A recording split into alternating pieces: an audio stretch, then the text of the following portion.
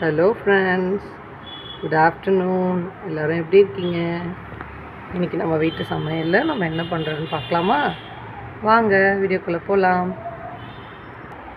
இன்றைக்கி பார்த்திங்கன்னா நம்ம வீட்டில் நம்ம போட போகிறது மஷ்ரூம் மசாலாவும் அப்புறமேட்டு கோவக்காய் பொரியல் தான். இதுக்கு எல்லா ஐட்டம்ஸும் நான் ரெடியாக எடுத்து வச்சுருக்கேன். இது வந்து 1/2 கிலோ கோவக்காவை நீட்டாக கட் பண்ணி வச்சுருக்கேன். அண்ட் இது ஒரு பேக்கெட் மஷ்ரூம் அண்ட் இதுக்கு தேவையான பொருட்கள். இதுவுமே மஷ்ரூமுக்கு தேவையானது தான். இந்த இஞ்சி டீ போடுறதுக்காக ரெடி பண்ணி வச்சுருக்கேன். ஆல்ரெடி பார்த்திங்கன்னா நான் ரைஸ் வச்சுட்டேன். வாங்க ஸ்டார்ட் பண்ணிடலாம். முதல்ல ஸ்டவ் ஆன் பண்ணி இதுக்கு நான் ஒரு குக்கர் வச்சுக்கிறேன். இப்போ குக்கர் ஹீட் ஆனதும் ஆயில் சேர்த்துக்கலாம். குக்கர் பார்த்திங்கன்னா நல்லாவே ஹீட் ஆகிடுச்சு. இப்போ நான் இதில் தேவையான அளவுக்கு எண்ணெய் சேர்த்துக்கிறேன். இப்போ எண்ணெய் பார்த்திங்கன்னா நல்லாவே காஞ்சிருச்சு. இப்போ இதில் நான் ஒரு 1/2 ஸ்பூன் சோம்பு சேர்த்துக்கிறேன். இப்போ இது கூடவே நறுக்கி வச்சுருக்க பூண்டையும் நான் ஆட் பண்ணிட்டு போகிறேன்.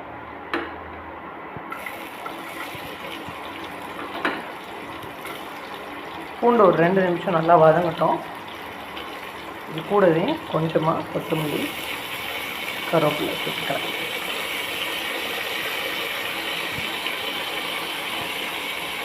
ரெண்டாக கீறின 3 பச்சை மிளகா, இது எல்லாத்தையும் ஒரு வதக்கிக்கலாம்.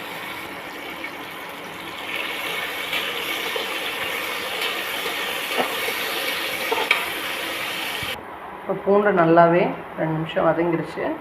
பொடியாக நறுக்கின 2 வெங்காயம் சேர்த்துக்கிறேன். வெங்காயம் வதங்கிறதுக்காக அது கூடவே கொஞ்சம் சால்ட் ஆட் பண்ணிக்கோங்க. இப்போ வெங்காயத்தை நல்லா வதக்கி வச்சுக்கலாம். உப்பு சேர்க்கறதுனால வெங்காயம் சீக்கிரமாகவே வதங்கிடும்.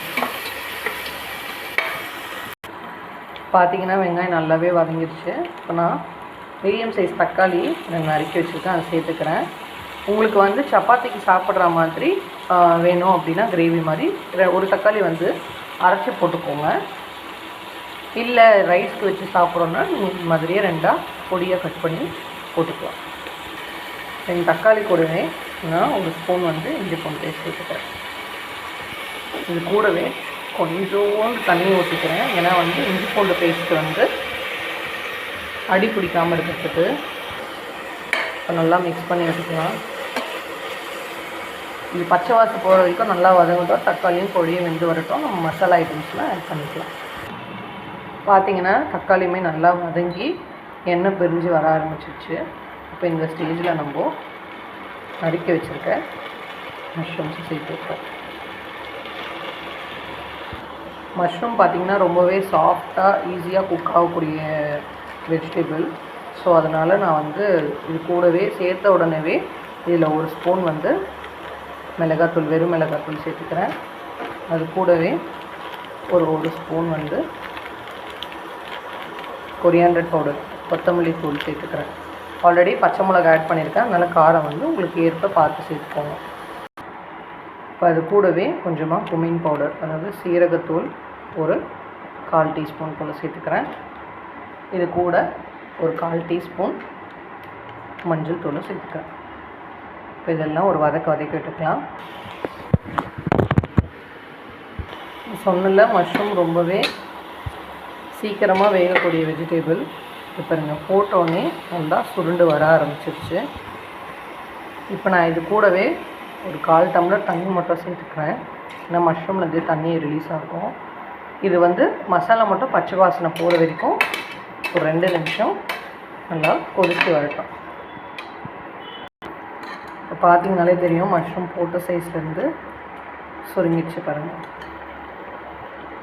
இப்போ தண்ணி ஊற்றுற இந்த ஸ்டேஜில் உப்பு செக் பண்ணிக்கோங்க. மஷ்ரூம் சேர்க்கும் போது எப்பவுமே உப்பு கொஞ்சம் கம்மியாகவே சேர்த்துக்கோங்க.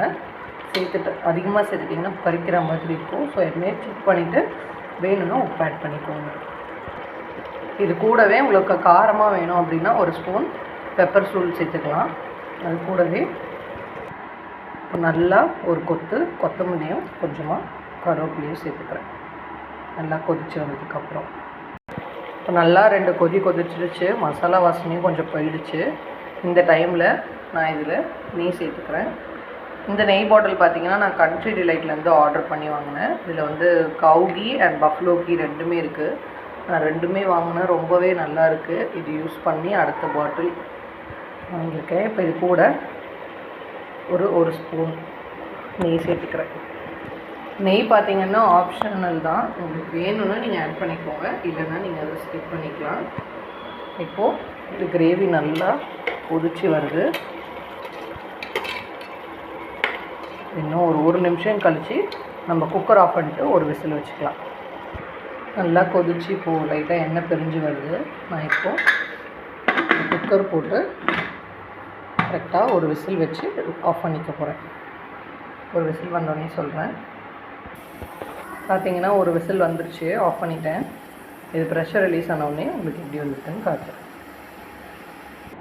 ப்ரெஷர் நல்லாவே ரிலீஸ் ஆகிடுச்சு. வெயிட்டை ஃபஸ்ட்டு ரிமூவ் பண்ணிட்டு தான் ப்ரெஷர் ஓப்பன் பண்ணணும். ஓப்பன் பண்ணி பார்க்கலாம். ரொம்ப சூப்பரான நம்மளோட மஷ்ரூம் மசாலா ரெடி ஆகிடுச்சு. இப்போது கொஞ்சோண்டு கொத்தமல்லியை தூவி இறக்கிட்டோன்னா டேஸ்டியான நம்மளோட மஷ்ரூம் மசாலா சாப்பிட ரெடி. இது ரைஸோட, சப்பாத்தியோட, பூரியோட, எல்லாத்துக்கும் ரொம்ப தோசையோட எல்லாத்துக்கும் ரொம்ப சூப்பராக இருக்கும். கண்டிப்பாக ட்ரை பண்ணி பாருங்கள்.